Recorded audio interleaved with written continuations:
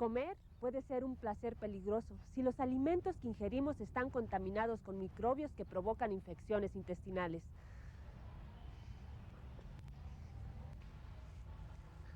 Una de las enfermedades diarreicas más graves es el cólera, una epidemia que regresó a México causando muchas muertes, luego de varias décadas de no presentarse.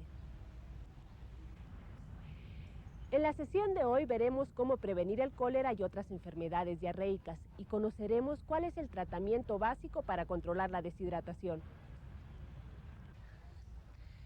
Les recordamos que al final del programa tendremos la sección Aclaremos Dudas, donde esperamos su valiosa participación.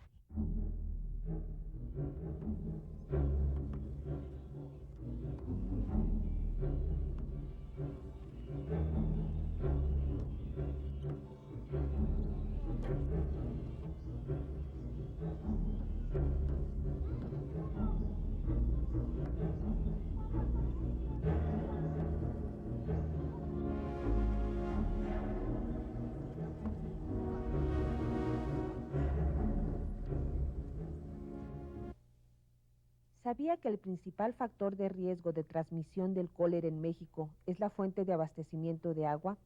¿Que lo mismo se usa para beber y para aseo personal que para lavar o regar?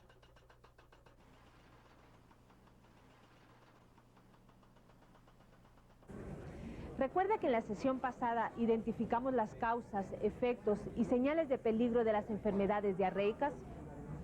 Pues hoy hablaremos de una de las más graves y frecuentes. ¿Sabe qué es el cólera? ¿Qué lo causa y cuáles son sus efectos en nuestra salud? En materia de prevención, ¿cuáles son las medidas higiénicas, tanto individuales como colectivas, que pueden ayudarnos a evitar el enfermarnos del cólera? Finalmente, si se presentaran los síntomas del cólera en alguien de nuestra familia o en nosotros mismos, ¿sabe cómo debe actuar para que no se agrave? ¿Ha oído de la importancia del vida sueroral para evitar la deshidratación? El cólera es una infección gastrointestinal grave que ocasiona una diarrea intensa provocada por bacterias. Las bacterias del cólera mueren con facilidad al exponerse a la temperatura del medio ambiente, la ebullición y el contacto con desinfectantes como el cloro o antibióticos. Sin embargo, pueden sobrevivir fuera de nuestro cuerpo de 6 a 60 días, especialmente cuando las condiciones de higiene son malas.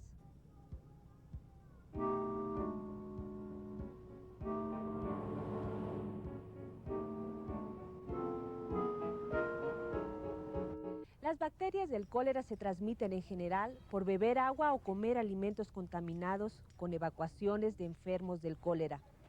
Por eso es muy arriesgado comer sin desinfectar vegetales o frutas regadas con aguas negras, o pescados y mariscos crudos sacados del mar o de ríos a donde van a dar excrementos humanos. Igual de riesgoso es comerlos en lugares donde son preparados y servidos en malas condiciones de higiene.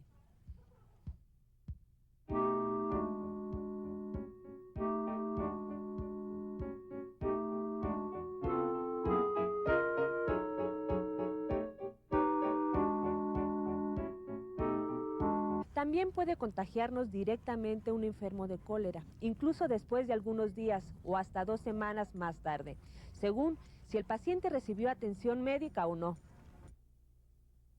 Cuando los microbios que causan el mal entran a nuestro sistema digestivo, se adhieren al intestino. Se incuban de 1 a 5 días y producen una toxina que inflama el intestino y acelera sus movimientos. Además, las toxinas de las bacterias del cólera impiden absorber los alimentos y hacen que se elimine mucha agua. Se pueden desechar de 10 a 15 litros diarios. Por eso, la diarrea y el vómito que ocasionan son tan graves, pues causan una rápida deshidratación.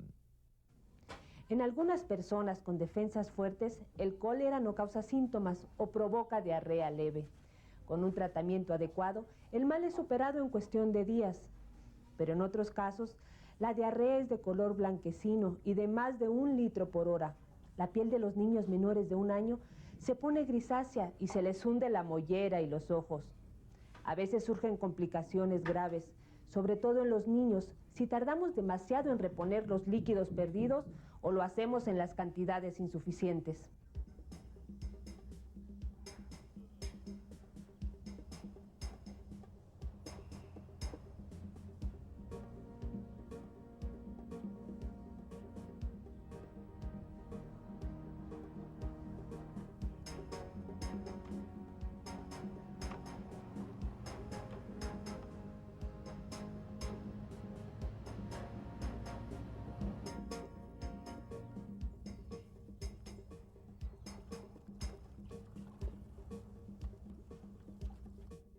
A lo largo de la historia, las epidemias de cólera han sido un azote en todo el mundo.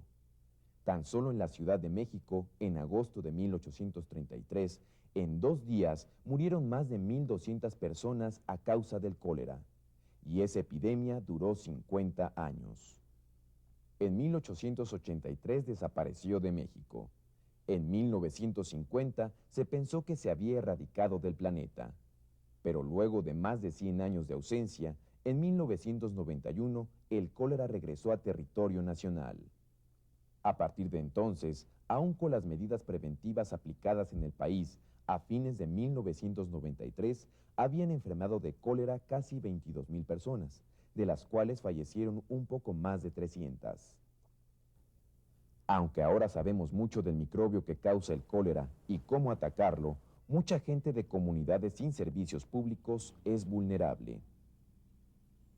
En cualquier caso, es posible mejorar dichas condiciones mediante la educación para la salud, haciendo más eficientes las medidas de higiene personal y buscando la manera de contar con mejores servicios de agua y drenaje.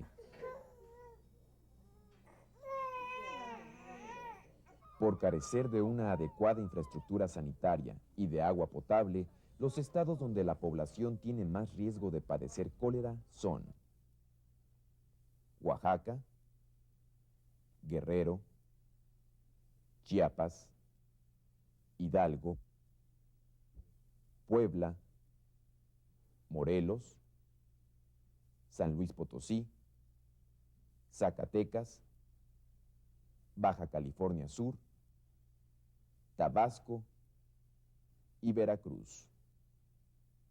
Para preparar el suero vida oral, Sin embargo, la Secretaría de Salud ha incrementado sus esfuerzos en estos estados para evitar que el cólera se disemine más por el resto del país. ya hemos visto que con el cólera no hay tiempo que perder, pues el enfermo debe recibir la atención oportuna. De lo contrario, en el curso de 24 horas puede deshidratarse. Recordemos que nuestro cuerpo está formado por 75% de agua y que ésta es indispensable en la digestión, la absorción y el transporte de los nutrimentos. Además, el agua interviene en la eliminación de desechos, la formación de tejidos y en la regulación de la temperatura de nuestro cuerpo, entre otras funciones. Por eso es importante reponer el agua que se pierde con la diarrea, para evitar que se alteren todas estas funciones. Por su gravedad, el cólera requiere de un diagnóstico preciso y de atención médica especializada. Pero ante cualquier indicio, es urgente aplicar un tratamiento básico inicial, semejante al de otras enfermedades diarreicas. ¿Cuál es este tratamiento básico? Reponer inmediatamente los líquidos. Dar suficiente vida suero oral.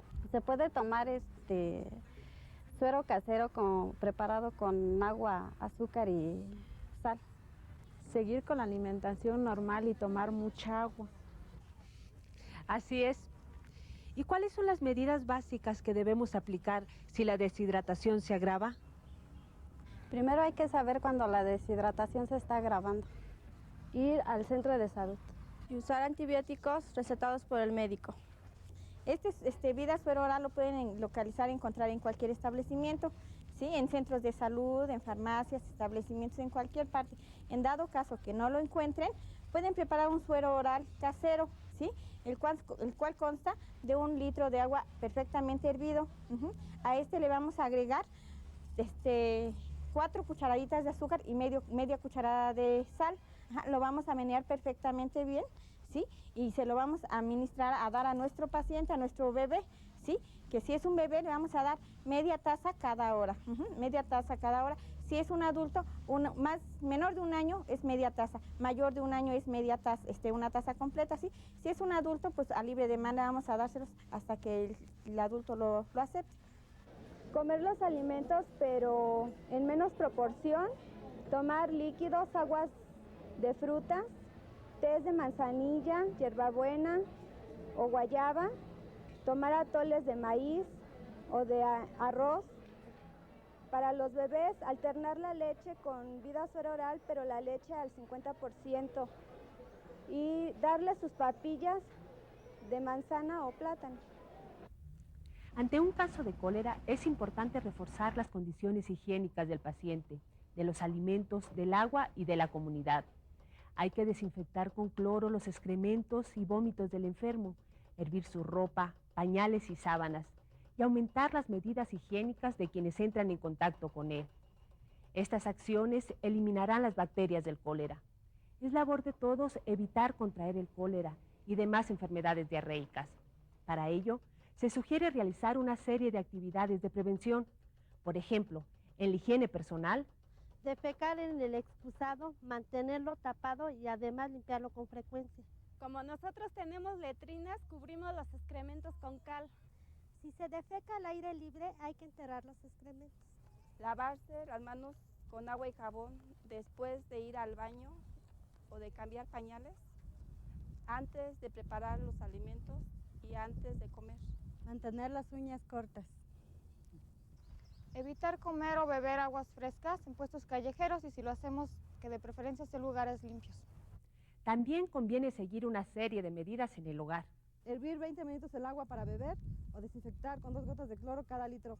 Lavar y desinfectar con cloro las frutas y verduras que se comen crudas. Hay que cocer las verduras bien, el pescado y los mariscos. Mantener limpios los tinacos y las cisternas. Además, en la comunidad es recomendable fomentar algunas actividades, como almacenar la basura en recipientes cerrados y entregarla al barrendero o depositarla en el camión de la basura, eliminar las moscas y las cucarachas. También que la comunidad se organice para gestionar y colaborar con la instalación del servicio de agua potable y drenaje. Como en muchos otros casos, la prevención a través de actividades higiénicas y sanitarias es la mejor medicina contra el cólera y las enfermedades diarreicas.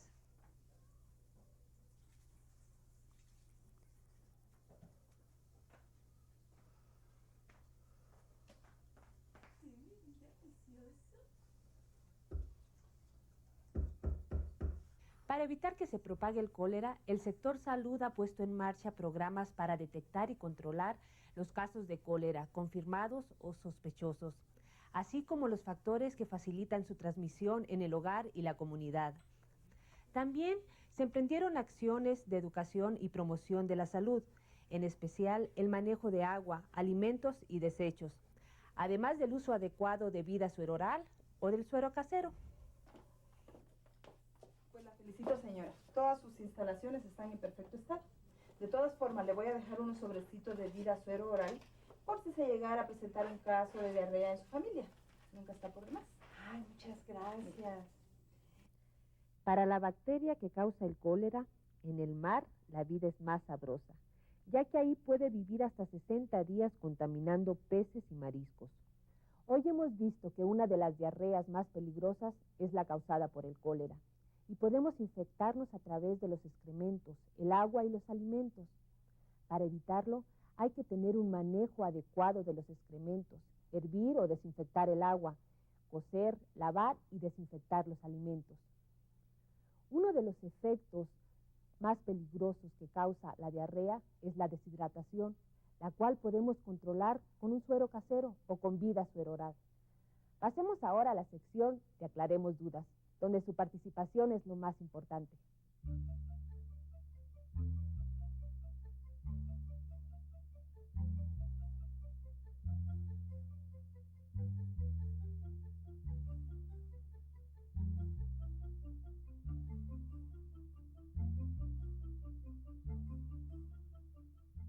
Estamos dando inicio a la sección Aclaremos Dudas, donde ahora nos acompaña en el estudio la profesora Evangelina Vázquez, asesora del área de Ciencias Naturales.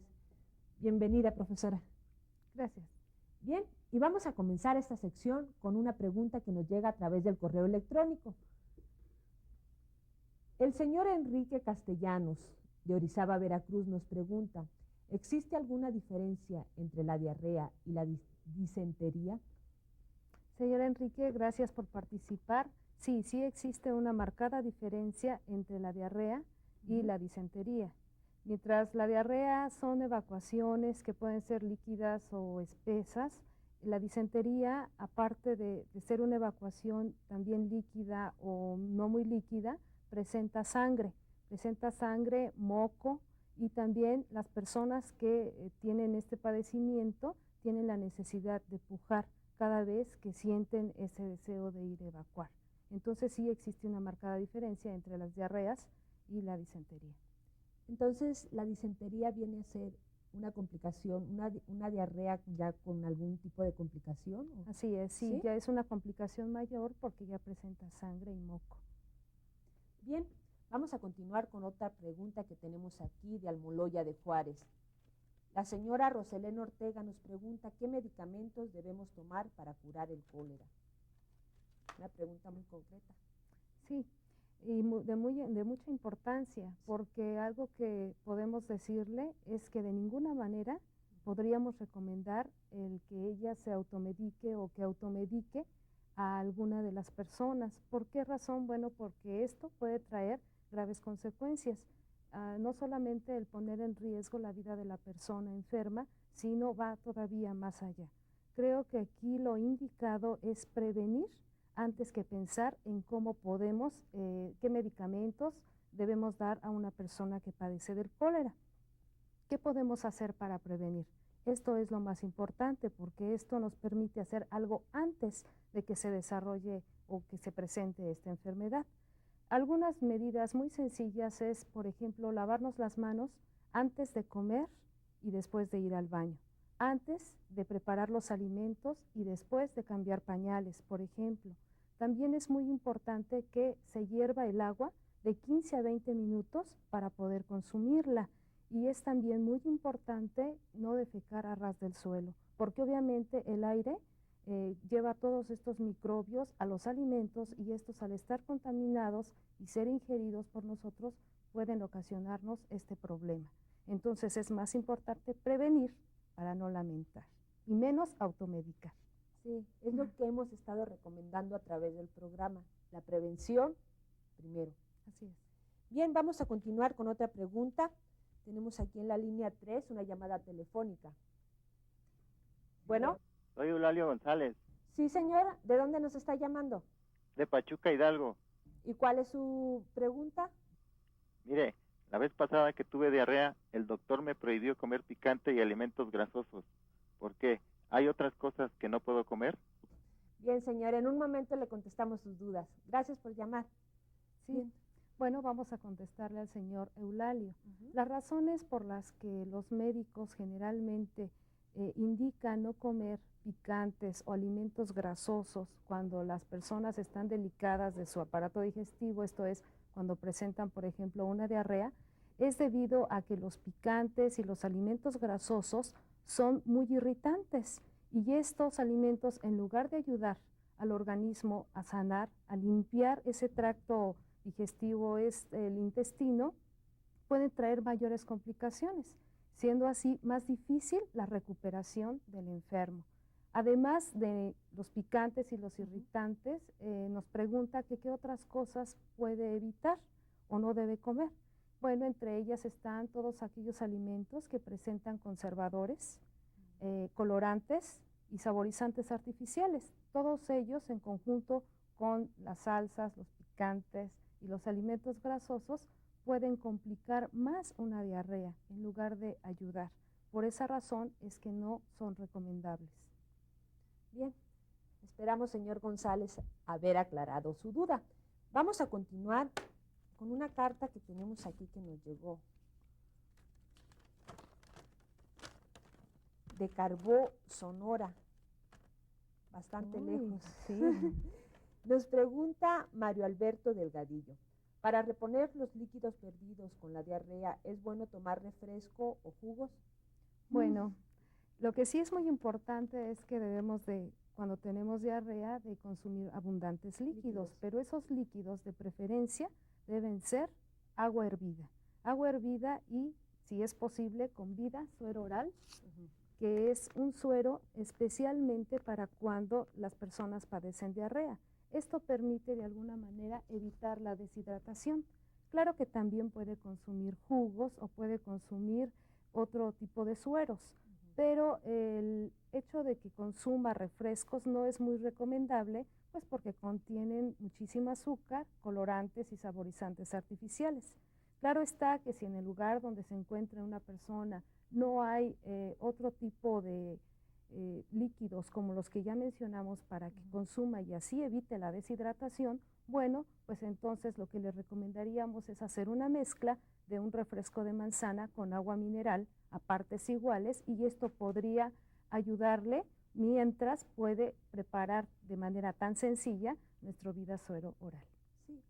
Aparte, hay cierto tipo de jugos, de frutas, de jugos que creo que no serían recomendables, ¿no? Bueno, en sí todos los jugos de frutas son muy recomendables, ¿sí? Sí, no hay ningún problema porque lo importante es que su organismo esté recibiendo líquidos, ¿sí? Okay. Y si son de frutas naturales, bueno, no hay ningún problema. Si es un suero, también eso le puede ayudar mucho a evitar la deshidratación.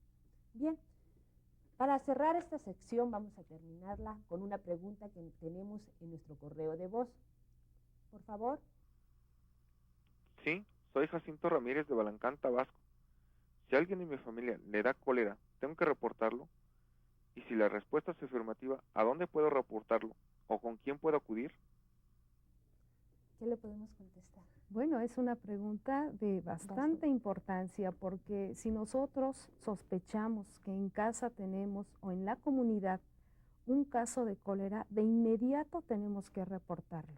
Esto no solamente por seguridad de la persona que puede padecer esta enfermedad, sino también por seguridad de los familiares y de toda la comunidad. ¿Por qué? Porque comienza con un caso, pero este puede crecer de manera abrupta en muy pocos días y al rato ya van a ser muchísimas las personas que estén padeciendo esta enfermedad. Ahora, para reportarlo hay varias instituciones, está el ISSSTE, el Seguro Social, la de Seguridad y Asistencia, en fin, todo lo que esté más cercano a donde vivimos puede ser una instancia muy recomendable para poder reportar cualquier caso de este tipo. Bien, pues muchísimas gracias por su participación. Al contrario, gracias a ustedes. Bien, con esta pregunta hemos llegado al final de esta sección. Seguimos con nuestro programa. Finalmente, les recomendamos reforzar sus conocimientos atendiendo a los promocionales de cólera que aparecen en los medios de comunicación. Y si quieren saber más del tema, lea la novela El amor en los tiempos del cólera, de Gabriel García Márquez. Disfrute de su lectura y conozca las situaciones que rodean una epidemia del cólera.